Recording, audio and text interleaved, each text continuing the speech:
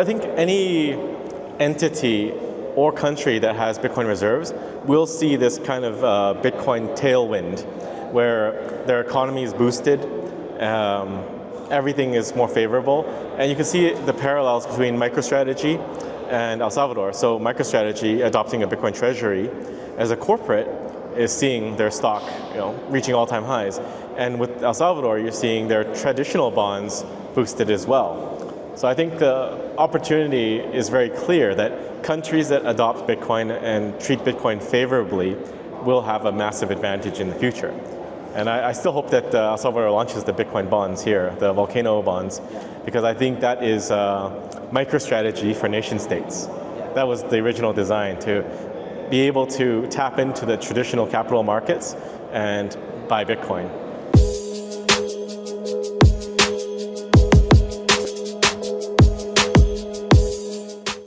So I would say hyper-Bitcoinization is the point at which you don't trade Bitcoin for fiat anymore. So we're not there yet, but I think we'll reach that point very quickly as countries start to pile on and create their own reserves. But right now, I think Bitcoin is still not used in day-to-day life. It's still not accepted in a lot of places. And I think that has to do with the tech infrastructure available. So I think for us at JAN3, we also developed the Aqua wallet, and it's meant to be a really easy to use Bitcoin and layer 2 wallet, but we also incorporate Tether. So it's sort of like Chivo in ways that you have Bitcoin and you have a dollar denominated value.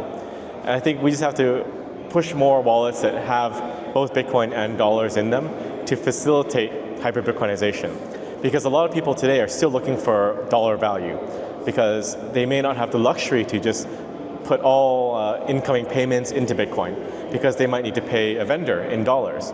So they don't want to weather the volatility. So until we reach hyper-Bitcoinization, I think there's still a place for stablecoins to facilitate that transition.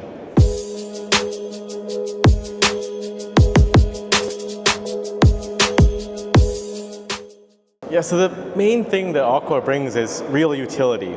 So a lot of Bitcoin wallets, they let you store and spend Bitcoin.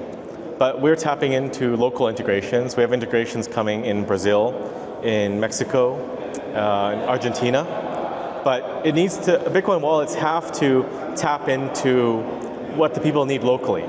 So one example, like you mentioned, is we support USDT. And we can send and receive USDT across other blockchains, but you keep it in the liquid sidechain. So it lets you access all these other networks.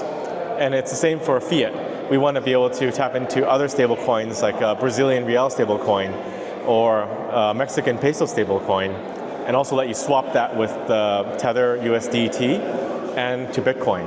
So it has to have this full interoperability. The way I like to present it is Aqua is a super app. It's like PayPal, but non-custodial, or Venmo, but non-custodial. You have to offer that same level of experience because that's what people want to do. They want to be able to interact with everything. And we also have a Visa card coming soon that you can load up and you can just use it everywhere. And I think this is going to be very big for Latin America because there's a lot of people that are unbanked here and also in the rest of the world.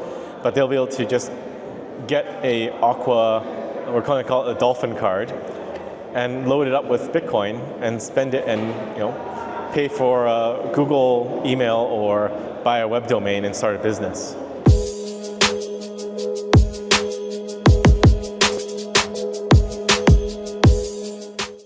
Yeah, so we have people all over Latin America actually and around the world.